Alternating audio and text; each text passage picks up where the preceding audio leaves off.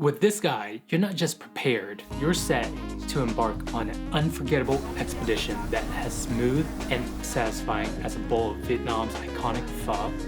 Welcome to your ultimate Vietnamese adventure checklist, where every detail is designed to ensure your experience is nothing short of spectacular. Number 1.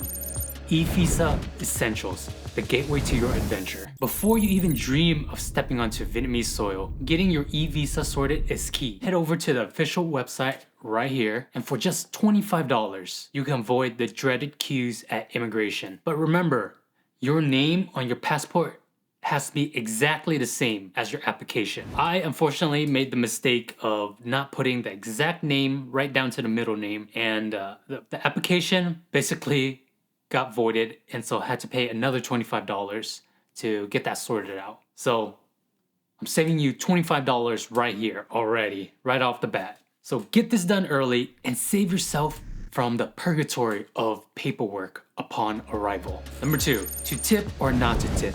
That's the question. So Vietnam doesn't have the tip everywhere you go type of system like some countries do. America.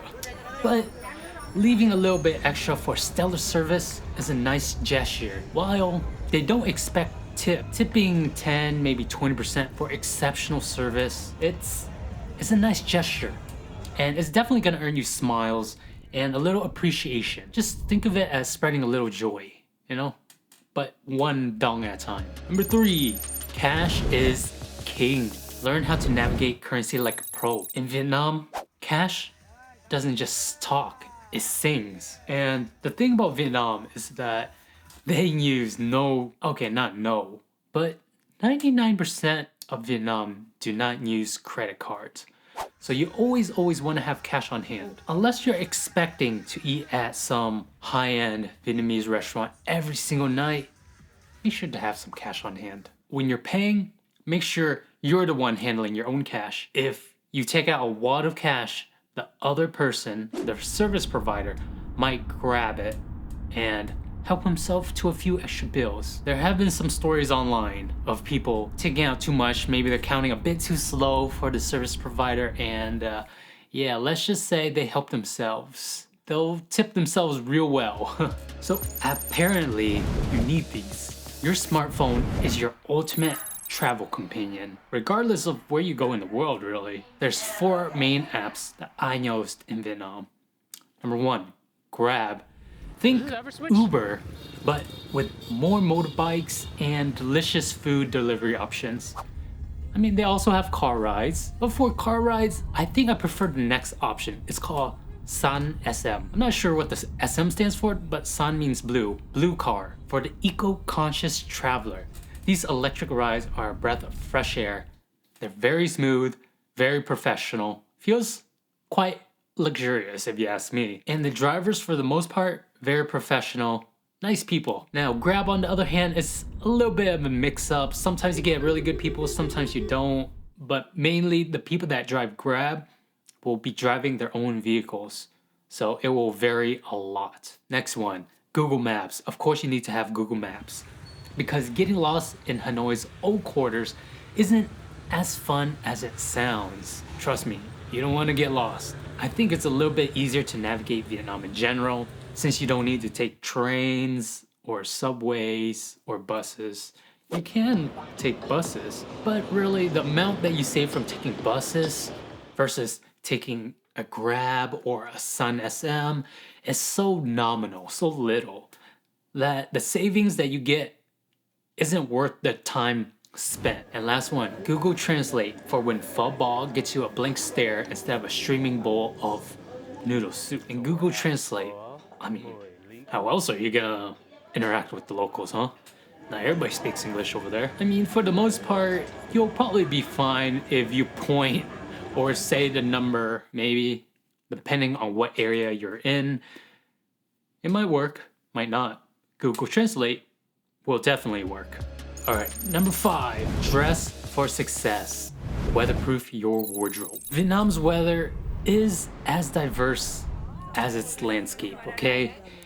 You're gonna wanna know this. The South, It's probably the hottest region in all of Vietnam. So hotter than your morning coffee for sure. So here, you're probably gonna want to wear something a little bit lighter, thinner, anything that you have, because it's gonna be hot and it's gonna be humid. The central, it's a bit of a mix up here. It's all about layers. Sometimes early morning, it will be fairly cool, or during the daytime, you're gonna get a little bit hot. But trust me, this heat has nothing on the south. Still feels 20 times better than that southern heat. And the north, well, my friend, bundle up, because it's gonna be cold up here. And trust me, I was fairly surprised by how cold it actually was up in the north. We barely even saw any sun. Like, what's that about? It was cloudy almost every day. Kind of reminded me of the stereotype in the UK. All clouds, no sun. What's up with that? I don't know. But the best seasons to visit Vietnam, from my experience, aim for around January to April to catch Vietnam in its prime weather. This is probably the coolest the South will be. The South, Ho Chi Minh City, unless you enjoy the sensation of melting in summer's embrace. Hey, if you want to melt like ice cream, be my guest, go during the summer. But any other time than that, I don't recommend. Ooh, summer, worst time for Vietnam. Number 6, stay connected. Simcard savvy. So whenever you arrive at the airport, you have an option of a few SIM card carriers. My biggest recommendation, Viettel. Viettel was absolutely amazing. Well, 95% amazing. The 5% I subtract because they sent me a lot of spam messages. I did not have to block it. But I had great experience with Viettel. Viettel, it gave me signal every single place I went, to the peak of Banana Hills, all the way to the outskirts of Halong Bay. Perfect signal every time, even out within the islands. If you get it at the airport, it's gonna be costlier, of course, but the convenience is a bit not too bad. It cost me about 350,000 dongs. That's approximately, a little bit under $15. Number 7, a bite of caution. Navigating street food. So here's the thing. Street food in Vietnam looks extremely delicious, but there is one catch. And that catch is, well, you might get a little sick from it. It's not the most hygienic thing, and it's definitely not the most clean. The issue is lots of motorbikes pass by these food stalls, and on the ground is a lot of dust. It's gonna be kicking up dust like crazy. And this dust finds its way into the food. So when it's in the food, you're gonna eat it and you might get sick. So maybe stick to the busier stalls. At least that way you know that fresh food is constantly going through and it doesn't sit too long for the dust to collect. And definitely, big no-no is raw food in Vietnam. You don't want to trust that. They're not that hygienic. I'm Vietnamese and I'm saying they're not that hygienic. So trust me on this one. Even if you want to go against it, just trust me. You don't want to lose those extra few days of your trip just because you got a little bit ambitious. Number 8.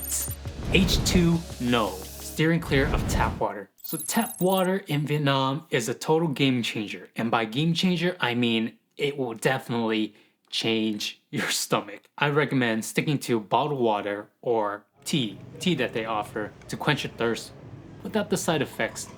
Tap water over there is not very dependable.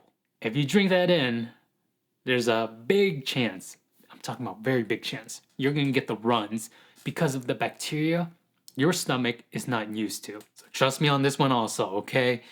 If there's 2 things that you can take away from this video, do not drink tap water and stay away from the street food for the most part.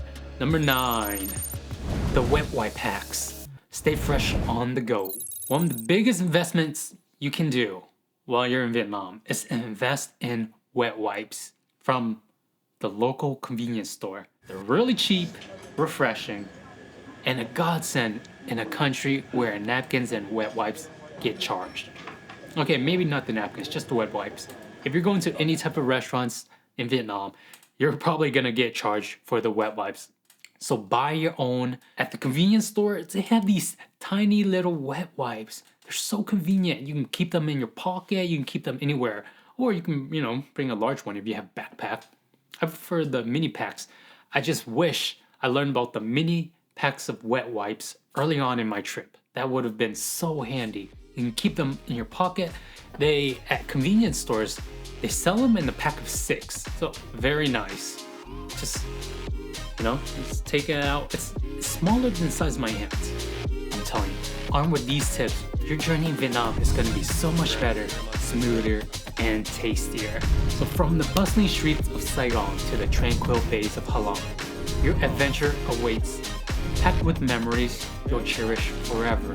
And if you made it this far, consider subscribing. It really helps the channel, and you'll be updated whenever I have a new video on more Vietnam-related content and any other travel tips and content.